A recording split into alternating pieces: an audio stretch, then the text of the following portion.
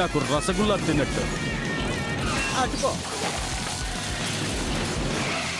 నీకు తెలుసు అనుకుంటా నా ఫిజిక్స్ పవర్ ఏంటో. నీ పని పడ్డానికి ప్లాన్ చేసి ఉంచాను. దారోదలరా రేయ్. దారి వదలాలా? ఏం చేస్తానో చూడు.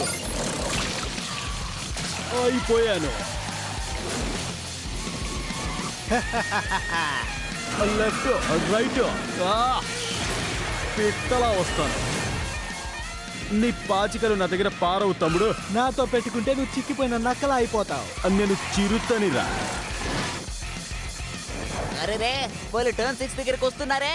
జాగ్రత్తగా ఎక్కువ, లేకపోతే నీ కూడా ఒక కన్ను పోతుంది. సారీ మామ, కాలిపోతుంది.